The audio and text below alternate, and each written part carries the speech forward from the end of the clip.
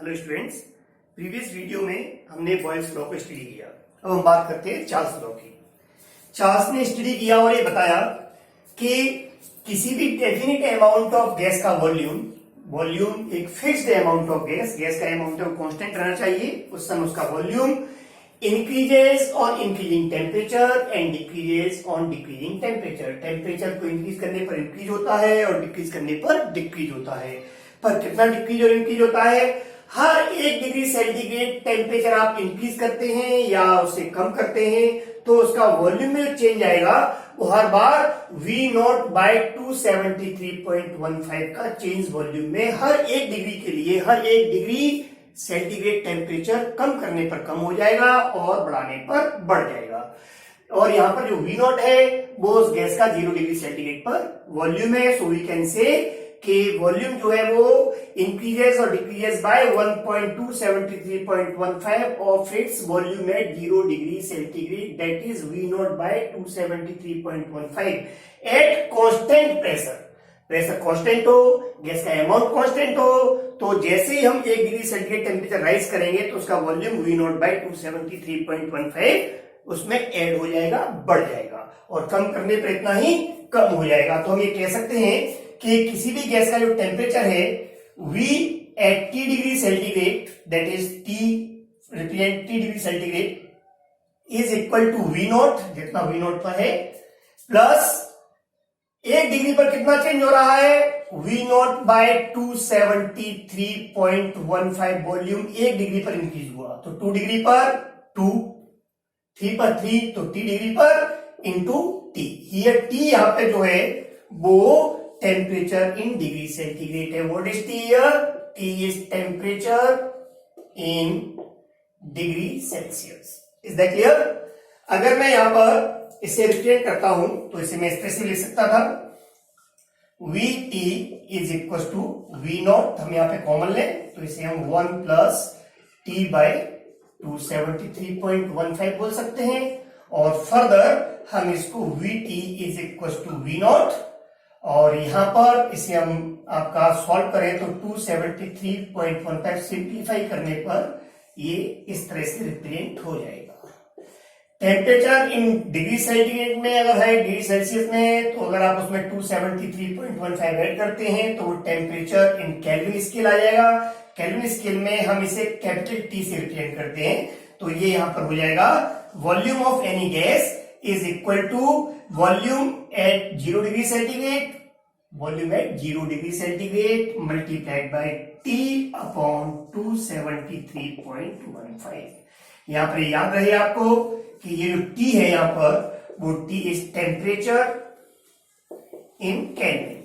इसको हम absolute temperature भी बोलते हैं। जब हम इसको एब्सोल्यूट टेम्परेचर बोलेंगे तो यहां पर मैं V0 जो कि कांस्टेंट वैल्यू होगी एक डेफिनेट अमाउंट के लिए, अगर अमाउंट चेंज होगा तो V0 चेंज होगा, प्रेशर चेंज होगा तो चेंज होगा, बट एक कांस्टेंट प्रेशर पर एक डेफिनेट अमाउंट का जो वॉल्यूम होगा कांस्टेंट टेम्परेचर पर वो भी एक कांस्टेंट होगा। सो अल्टीमेटली मैं यहां पर इसको इस तरह से रिप्रेजेंट कर सकता हूं कि if volume is V1 at T1 kelvin and volume is V2 at T2 kelvin, then V1 by V2 is equal to T1 by T2। क्योंकि जब मैं इसमें डिवाइड करूंगा तो V0 बाय 273 दोनों में कॉमन होगा जो कैंसिल हो जाएगा। अगर ये दो रेशियोज अगर इक्वल है तो हम ये कह सकते हैं, सो वी कैन राइट कि V प्रोपोर्शनल टू T और V is equal to KT। इस तरह से हम इसको रिप्रेजेंट कर सकते हैं।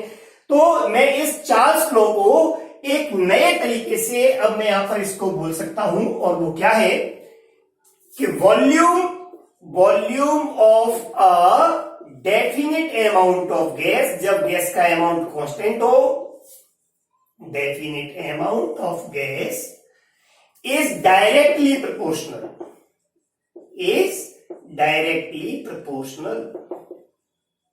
अरे किसके प्रोपोर्शनल है? It is directly proportional to absolute temperature. ये यहां पर याद रखें, it is directly proportional to absolute temperature, not temperature in degree centigrade. In degree centigrade की डायरेक्टली प्रोपोर्शनल नहीं है, तो it directly proportional to its absolute temperature curve eight constant pressure. तो इस तरह से आप यहां पर इस चार्ल्स लॉ को इस तरह से सिंपल वे में रिप्रेजेंट कर सकते हो। अगर हम यहाँ पर एक वॉल्यूम और टेम्परेचर के वेरिएशन को कर्व से ड्रॉ करें तो यहां पर मैं इस एक्स एक्सिस पर टेम्परेचर ले रहा हूं डिग्री सेंटीग्रेड में।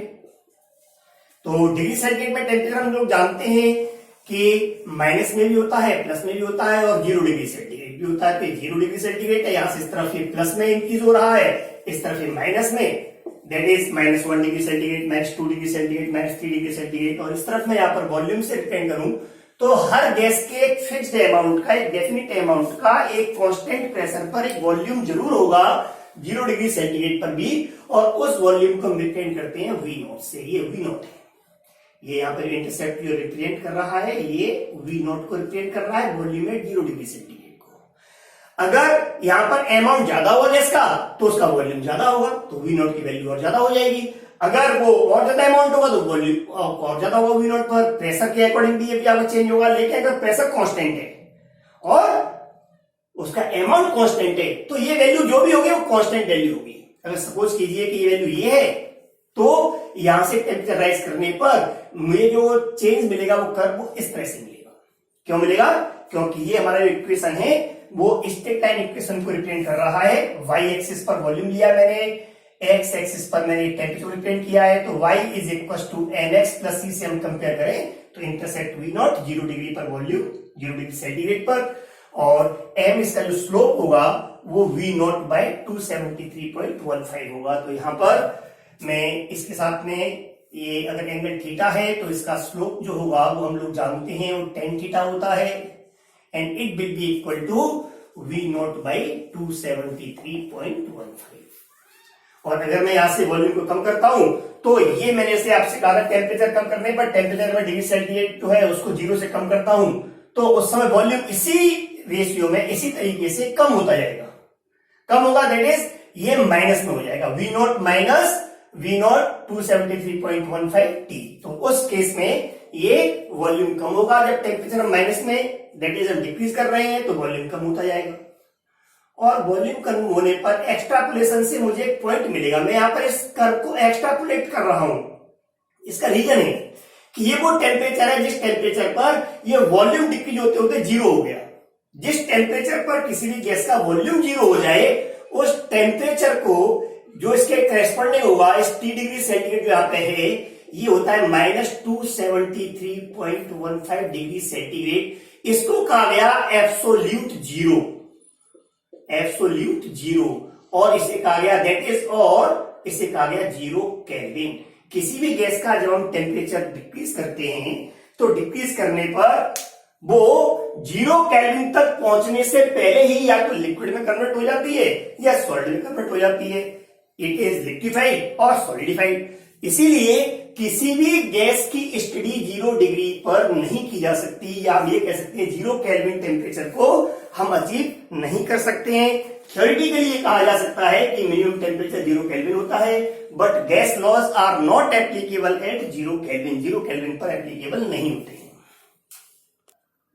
ये कर्व कांस्टेंट प्रेशर पर हमने, दैट इज चार्ल्स लॉ को रिप्रेजेंट कर रहा है। जब कांस्टेंट प्रेशर पर हम एक कर्व ड्रॉ करते हैं तो ऐसे कर्व्स को हम आइसोबार बोलते हैं। तो ये यहां पर इसका आइसोबार है जो रिप्रेजेंट क्या कर रहा है, variation in volume by change in temperature. पर यहाँ पे टेम्परेचर किसमें लिया हुआ हमने, डिग्री सेंटीग्रेड में। यहां पर हम इसको वॉल्यूम को डिग्री सेंटीग्रेड के टेम्परेचर के डायरेक्टली प्रोपोर्शनल नहीं कह सकते।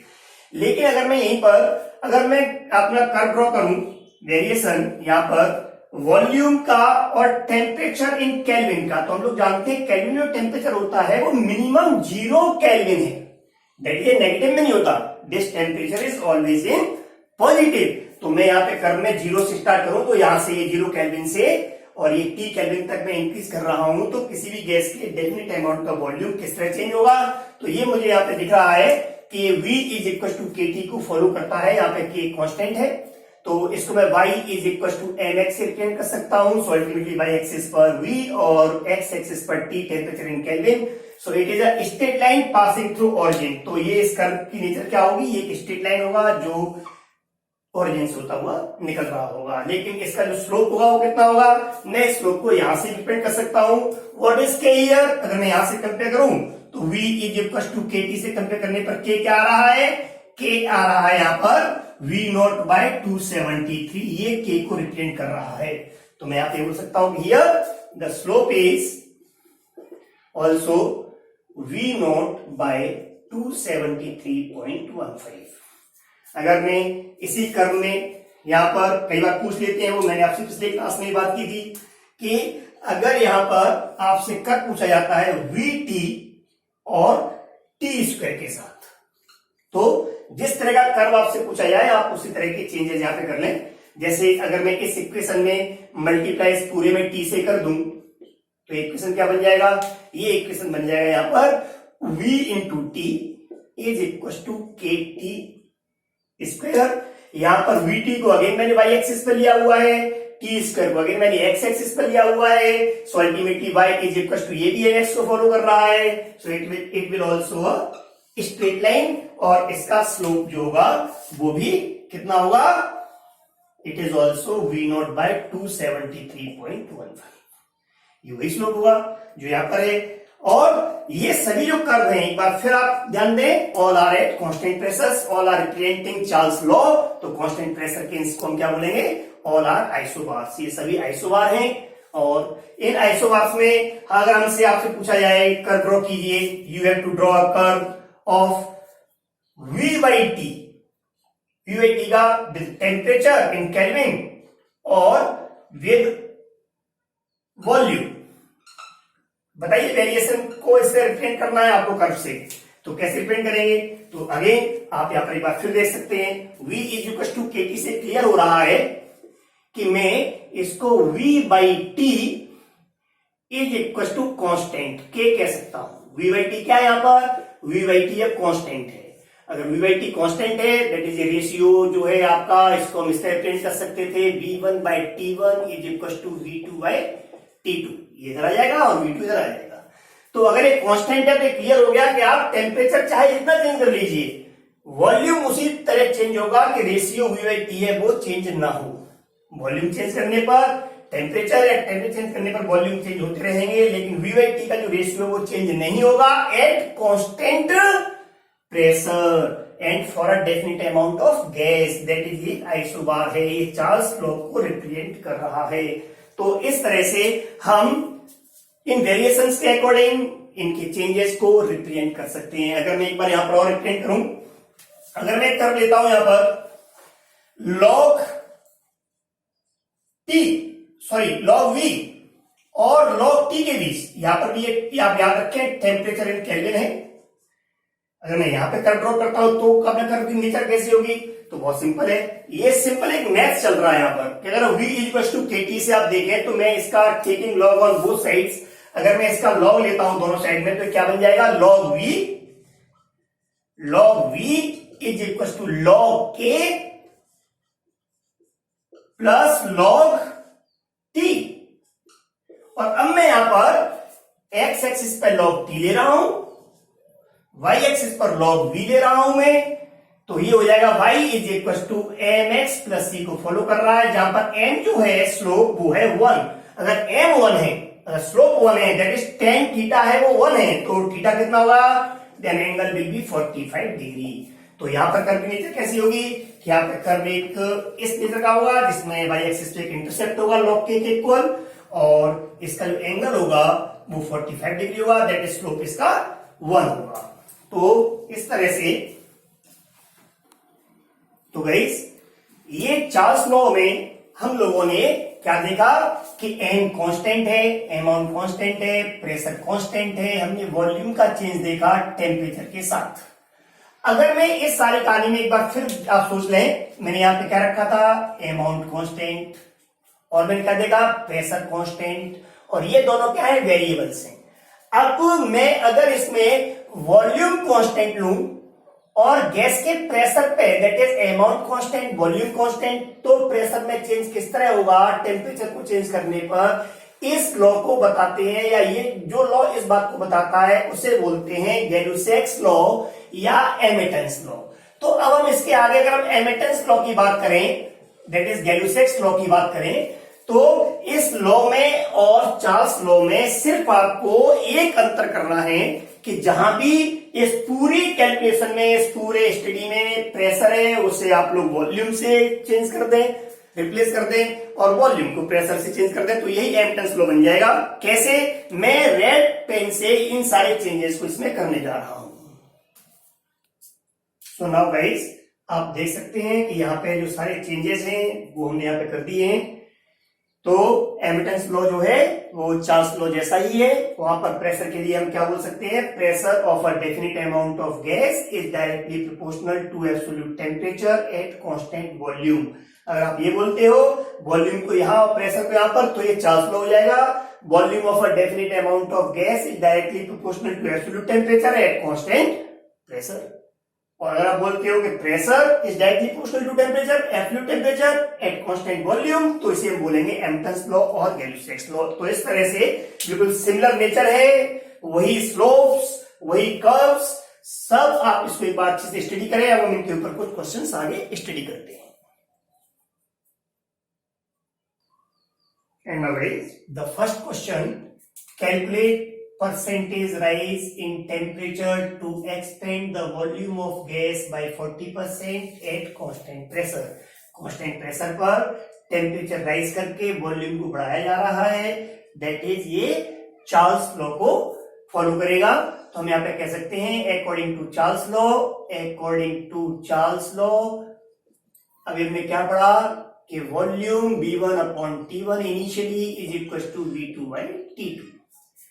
हमें राइज निकालना है परसेंटेज, तो पहले हमें T1 T2 का डिफरेंस पता होना चाहिए। तो इसके लिए हम पहले V1 जो है वो V1 बाय T1 को हम T1 ही मेंशन करते हैं, इज इक्वल टू V2 कितना है? इसने कहा है V2 is equal to V1 plus 40% of V1। इसने कहा है कि वो आपको टेम्परेचर फाइंड करना है जिसमें वॉल्यूम है वो 40% एक्सपेंड हो जाए और ज्यादा हो जाए, 40% बढ़ जाए। जितना वॉल्यूम था उसी का 40% और इंक्रीज हो जाए। तो आप इसे क्या बोल सकते हो? You can write it as V1 plus 40/100 into V1, that is 1.4 V1। तो ये V2 वैल्यू आ गई, तो आप यहाँ पे लिख सकते हो 1.4 V1 डिवाइड बाई T2। इस तरह से आप यहाँ पे देखें तो V1 से V1 ये आपको 1 टाइम, यहाँ पे 1.4 टाइम्स कैंसिल हो जाएगा, क्रॉस मल्टीप्लाई करेंगे तो आपका T2 is equal to 1.4 T1। तो आपको पहले परसेंटेज राइज के लिए पहले राइज निकालिए आप लोग टेम्परेचर में। तो rise in temperature will be T2 minus T1।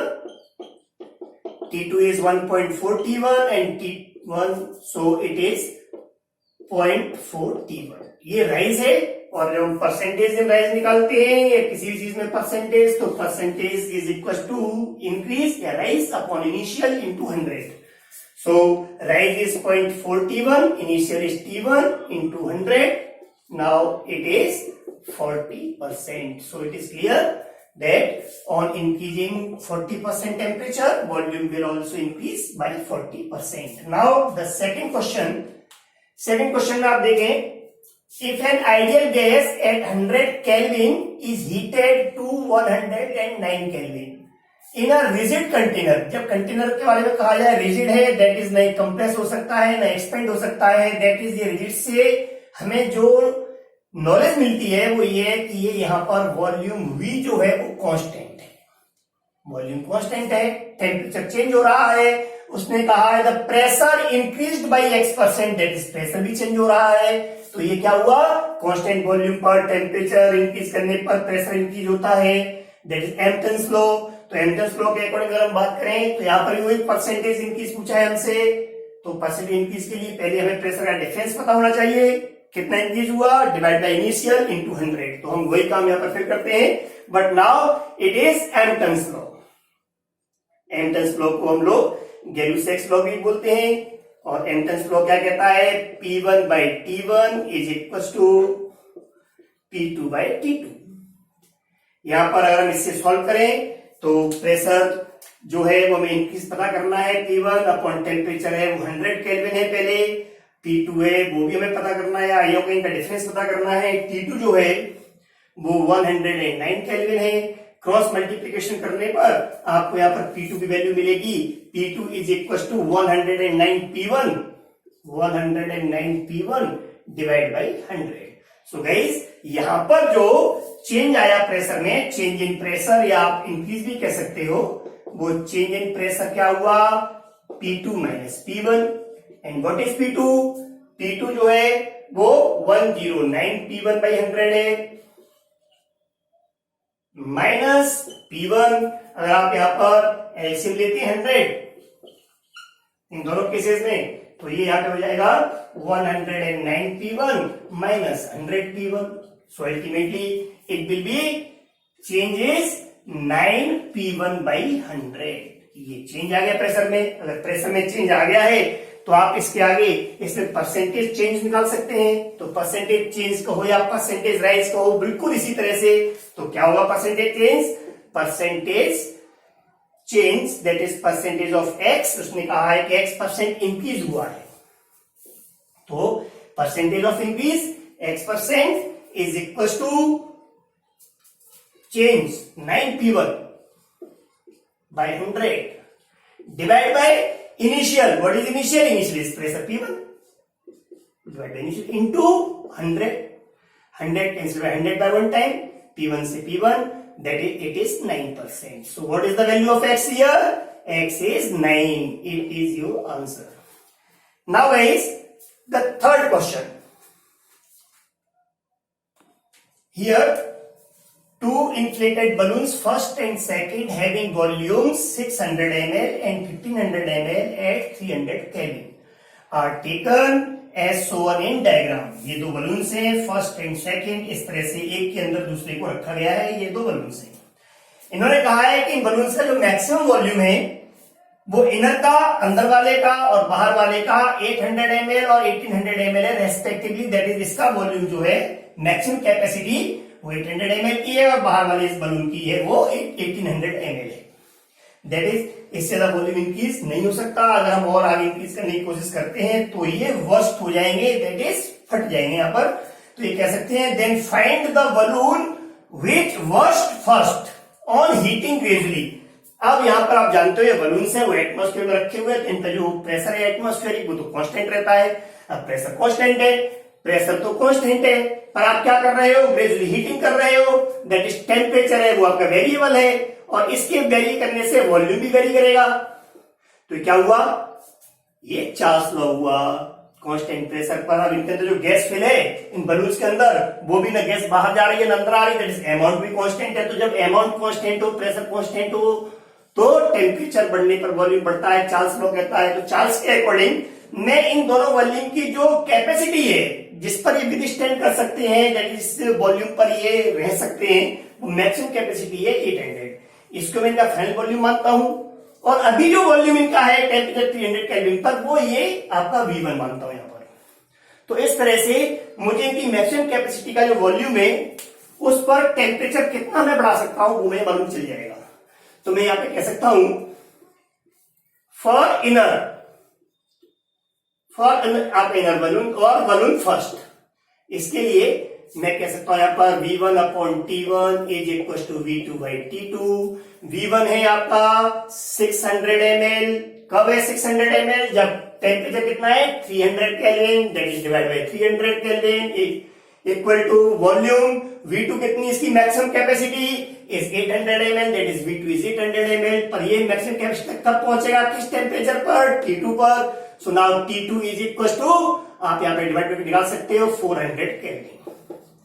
400 kelvin पर 800 ml तक पहुंच जाएगा। इसके आगे अगर हम गर्म करते हैं तो वॉल्यूम इंक्रीज होने की वजह से बलून वर्स्ट हो जाएगा। अब हम सेकंड बलून की बात करते हैं। फॉर सेकंड बलून, अगर हम सेकंड बलून की बात करें तो यहां पर वही सेम कंसेप्ट। V1 वॉल्यूम कितना है अभी 1500 ml, टेम्परेचर कितना है उस समय 300 केल्विन, और अब वॉल्यूम इसकी कैपेसिटी कितनी है 1800 ml। 1800 ml किस टेम्परेचर पर होगी ये, हम इसको यहां से डिवाइड करें 5, तो यहां पे 82 आएगा, वो आएगा आपका 360 केल्विन। दैट इज अगर मैं इनको ग्रेजुअली हीट कर रहा हूं तो 360 डिग्री केल्विन पर, सॉरी डिग्री नहीं बोलेंगे यहां पर, 360 केल्विन पर जो आउटर बलून है, दैट इज बलून सेकंड, वो अपनी मैक्सिमम कैपेसिटी तक पहुंच चुका होगा। और इसके आगे जैसे हम गर्म करेंगे ये बस्ट हो जाएगा। अंदर वाला है वो 400 केल्विन तक टेम्परेचर को बर्दाश्त कर सकता है, क्योंकि यहां तक अपनी मैक्सिमम कैपेसिटी तक ही पहुंचा है, दैट इज 360 केल्विन पर ये बस्ट नहीं होगा। तो कौन सा बलून पहले बस्ट होगा? सेकंड। तो ये आपका आंसर हो गया, which balloon burst first? Second balloon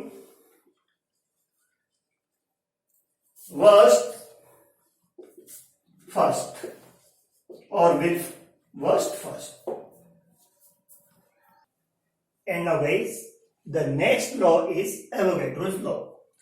Avogadro ने कहा था, स्टेट किया उन्होंने स्टडी के द्वारा, कि equal volumes of different gases have equal number of molecules at the same conditions of temperature and pressure. Gases भले ही अलग अलग हों, लेकिन अगर टेम्परेचर, उनका प्रेशर सेम है, तो उनके इक्वल वॉल्यूम में मोल्स भी इक्वल होंगे। या हम ये कह सकते हैं कि मोल अगर ज्यादा होंगे तो वॉल्यूम भी इंक्रीज होगा, लेकिन मोल्स इक्वल है तो उनका वॉल्यूम इक्वल होगा। कंडीशन सिर्फ ये है कि उनका टेम्परेचर और प्रेशर है वो सेम होना चाहिए। एसटीपी पर स्टैंडर्ड टेम्परेचर एंड प्रेशर, जैसा कि आप जानते हैं, स्टैंडर्ड टेम्परेचर एंड प्रेशर में टेम्परेचर 273 केल्विन लिया जाता है और प्रेशर जो होता है वो 1 एटमॉस्फेरिक प्रेशर होता है। इस कंडीशन पर कोई सी भी गैस हो, हर गैस के 1 मोल का वॉल्यूम 22.4 लीटर होता है। या हम ये कहें कि अगर एसटीपी पर सभी गैस का टेम्परेचर प्रेशर है वो क्या कर दिया हमने, same, that is at STP.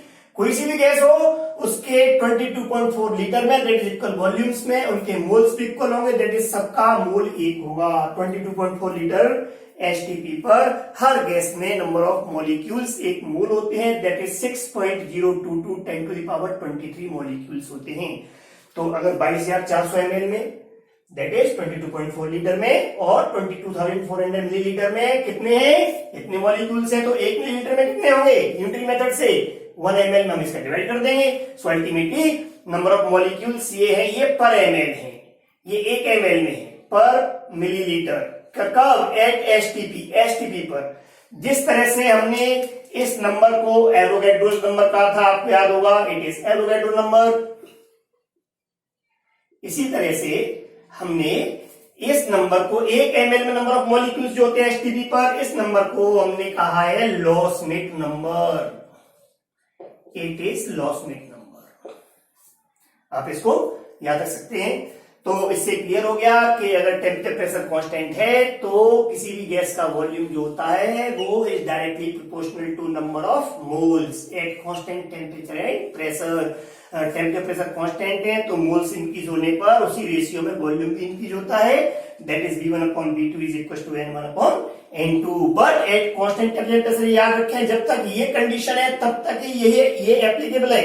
Avogadro's law, इस कंडीशन पर चार्ल्स लॉ के लिए क्या जरूरी है? नंबर ऑफ मोल्स और टेम्परेचर कांस्टेंट होना चाहिए, वो sorry number of moles and pressure constant होना चाहिए। बॉयल्स लॉ के लिए हम जानते हैं पी और बी का रिलेशन है, दैट इज वहां पर नंबर ऑफ मोल्स और टेम्परेचर कांस्टेंट होना चाहिए। एम्पटन्स लॉ है, वो प्रेशर और टेम्परेचर का रिलेशन है, दैट इज वहां पर नंबर ऑफ मोल्स और वॉल्यूम कांस्टेंट होना चाहिए। एवोगैड्रोस जो लॉ है वो वॉल्यूम और मोल्स का रिलेशन है, वहां पर टेम्परेचर और प्रेशर कांस्टेंट होना चाहिए। इस तरह से इन कंडीशंस को आप रिवाइज करके अच्छी तरह से याद रखें और क्वेश्चंस में इन कंडीशंस के साथ ही आप पहचानने की कोशिश करें कि कौन सा लॉ अप्लाई होगा। इसके बाद हम नेक्स्ट वीडियो में इन सभी लॉज के द्वारा एक कंबाइंड लॉ बनता है, एक इक्वेशन बनता है जिसको हम आइडियल गैस इक्वेशन कहते हैं। उस आइडियल गैस इक्वेशन की फॉर्मेशन, उसके एप्लीकेशंस और उसके इंपॉर्टेंस के बारे में हम आगे स्टडी करेंगे, उसके न्यूमेरिकल्स भी देखेंगे। तब तक के लिए थैंक यू।